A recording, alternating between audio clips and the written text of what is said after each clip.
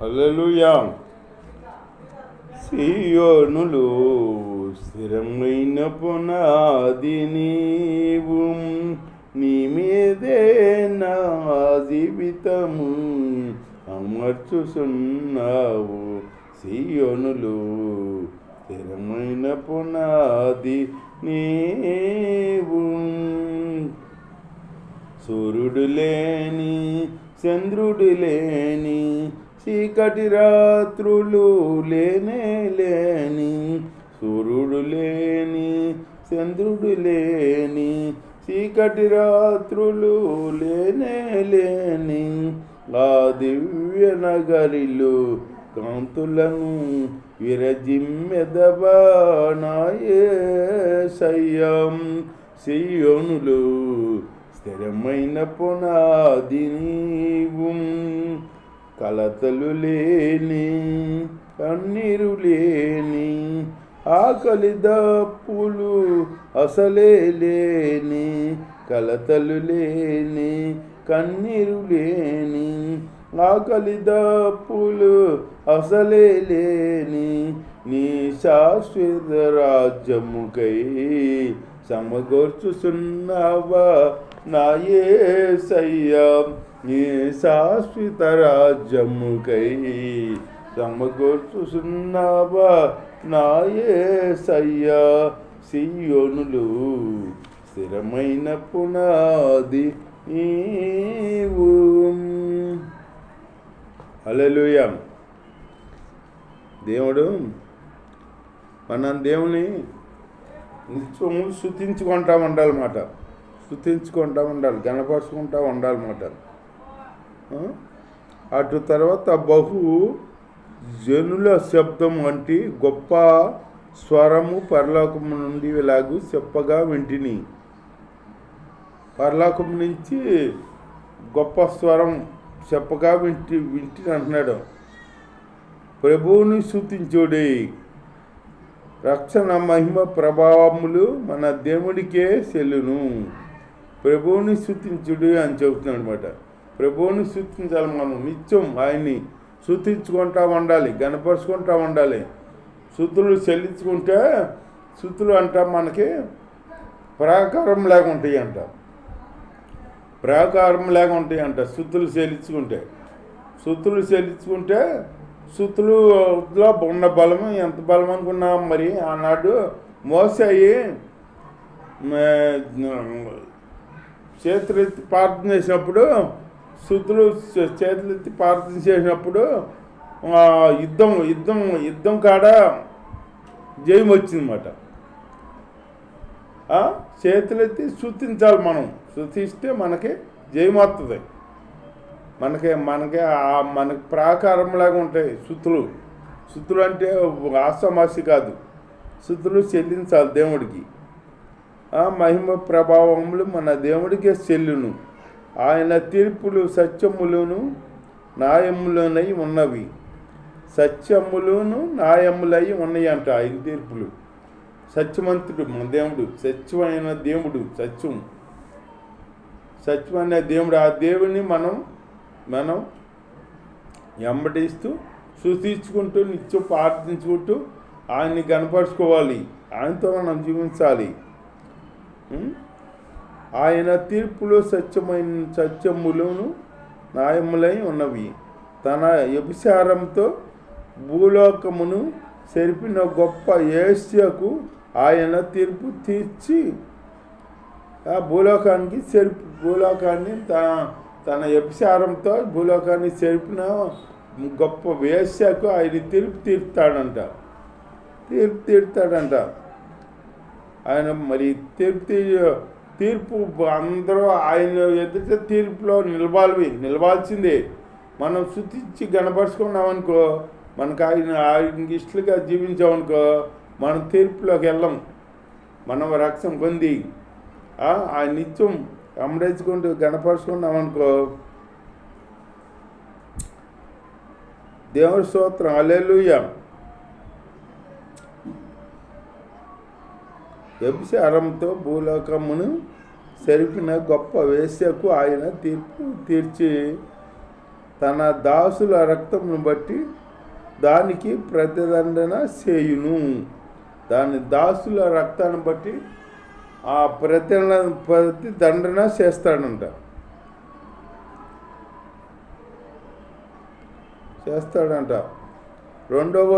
రెండవసారి వారు ప్రభువుని స్తుతించుడి అనిరి. మళ్ళీ ప్రభువుని స్తుతించుడి అని చెబుతున్నారు. మళ్ళీ రెండోసారి మళ్ళీ చెప్పారంట, ప్రభుని స్తుతించుడి. పరలోకంలో నిత్యం ప్రభుని స్తుతించడమే. పరిశుద్ధుడు పరిశుద్ధుడు అని నిత్యం ప్రతిగానాలతో స్తుతిస్తూ ఉంటారు అన్నమాట. అట్లాగే మనం స్తుతించి గణపరుచుకోవాలి, దేవుని స్తుతించాలి. స్తుతుల్లో గొప్ప బలం ఉంది. స్తుతించుకుంటూ ఉండాలి. ప్రభువును స్తుతించుడి అనిరి. ఆ పట్టణపు పొగ యుగయుగములు పైకి లేస్తున్నది. అప్పుడు 24 పెద్దలు 4 జీవులును సాగిలపడి ఆమెను ఆ ప్రభువును స్తుతించుడి అని చెప్పుచు సింహాసనాసీనుడకు దేవునికి నమస్కారము చేసిరి. దేవుణ్ణి స్తుతించుడని చెబుతున్న మాట దోతల కాడ. దేవుని స్తుతించాలి. ఆయన సింహాసనాసీనుడు. దేవునికి నమస్కారం చేసిరి. మరియు మన దేవుని దాసులారా, ఆయనకు భయపడేవారులారా, భయపడాలి. మనం ఆయనకు భయపడే వారం లేక ఉండాలి. అలాగే ఉండాలి మనం. కొద్దివారేమి గొప్పవారేమి మీరందరూ ఆయనను స్తుతించుడి. కొద్దివారేమి గొప్పవారేమి మీరందరూ ఆయన్ని స్తుతించుడి అని చెబుతున్నాడు అన్నమాట. అని స్తుతించాలి మనం. ఆయన్ని గొప్ప దేవుడు, ఆయన సృష్టికర్త. ఆయన్ని స్తుతించాలి అని చెప్పుస్తున్న ఒక స్వరము సింహాసనం అర్థం నుండి వచ్చాను. సింహాసనం అర్థం నుండి వచ్చిందంటే అప్పుడు గొప్ప జన సమూహము శబ్దమును, విస్తారమైన జలములను శబ్దమును, బలమైన ఉరుముల శబ్దమును పోలిన ఒక స్వరము, సర్వాధికారియు ప్రభువునగు మన దేవుడు ఏలుస్తున్నాడు, ఆయనను స్తుతించుడే అంటున్నారు మాట. స్తుతించాలి మనం. సర్వాధికారి ఆయనే, గొప్ప ప్రభు, సమస్తం జరిగించేది ఆయనే. ఆయన మనం స్తుతించాలి. స్తుతించే బిడ్డలుగా ఉండాలి. అంతేగాని మనం పై భక్తి చేస్తే మనం అసలు అర్థం చేతం. దేవుణ్ణి ఆరాధించుకోవాలి, గణపరుచుకోవాలి, స్తుతించుకోవాలి, ఆయనతో సాహసం చేయాలి. అట్లాంటి జీవితం కలిగి ఉన్నామనుకో మనం పరలోకానికి సింహాసనం మీద చేరుకోవచ్చు. ప్రభు అంటున్నాడు కదా, జయించిన వారు ఎవరో వాళ్ళని నా సింహాసనం మీద నేను కూర్చొని ఇస్తాను అంటున్నాడు అన్నమాట. మనం కూడా మన దేవుడు జయించిన దేవుడు, మనం కూడా జయించే బిడ్డలుగా ఉండాలి. నిత్యం వాడిని స్తుతించాలి, కనపరుచుకోవాలన్నమాట. స్తుతించే బిడ్డలుగా ఉండాలి. దేవుడు స్తోత్రం, హల్లెలూయా. ప్రభువునకు మన దేవుడు ఏలుస్తున్నాడు, ఆయనను స్తుతించుడి. గొర్రెపిల్ల వివాహోత్సవము వచ్చి ఉన్నది. ఆయన భార్య తాను సిద్ధపరుచుకున్నది.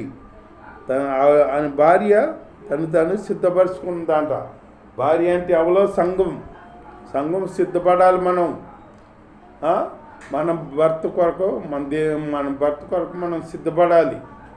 ప్రభు మన భర్త అయి ఉన్నాడు అన్నమాట. మనం సంఘం ఈ సంఘం ప్రభు కొరకు, భర్త కొరకు అలంకరించబడాలి. మనం దేంతో అలంకరించబడాలి? పరిశుద్ధాత్మ వరాలు పొందుకోవాలి. పొందుకుని అలంకరించబడిన వాళ్ళలాగా ఉండాలన్నమాట. అప్పుడు వెలుగు మార్పు సంఘంలాగా మనం కనపడతాం. దేవుడి స్తోత్రం.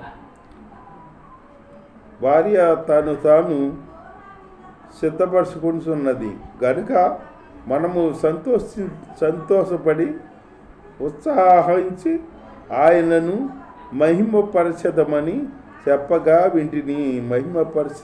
మహిమపరచాలి మనం. మరియు ఆమె ధరించుకుంటకు ప్రకాశములును నిర్మలములమై సన్నపు నార బట్టలు ఆమెకు ఇవ్వబడెను. సన్నపు నార బట్టలు ఆమెకి ఇవ్వని అంట. పెళ్ళికుమార్తెకి సిద్ధపడాలి. మనకి ఇవ్వబడితే అట్టగా ప్రభు మనకి ఇస్తాడనమాట. వధువు సంఘంలాగ ఉండాలి మనం. దేవుని స్తోత్రం. అవి పరిశుద్ధుల నీతి క్రియలు అంట. పరిశుద్ధులుగా ఉండాలి మనం. మరియు అతడు నాతో ఇలాగో చెప్పాను, గొర్రెపిల్ల పెండ్లి విందుకు పిలువబడిన వారు ధన్యులని వ్రాయుము. గొర్రెపిల్ల పెండ్లి విందుకు పిలువబడిన వాళ్ళు ధన్యులు అంట. ధన్యులని రాయమంటున్నాడు అన్నమాట. ధన్యులు వ్రాయుము.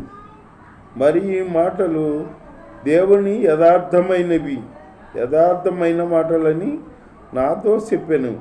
అందుకు నేను అతనికి నమస్కారము చేయుటకై అతని పాదముల ఎదుట సాగిలపడగా అతడు, వద్దు సుమి, నేను నీతోనూ యేసును గూర్చిన సాక్ష్యము చెప్పు, నీ సహోదరులతోనూ సహదాసుడను. దేవునికే నమస్కారము చేయము. దేవుడికే నమస్కారం చేయమంటున్నాడు అన్నమాట. ఆ దేవదూత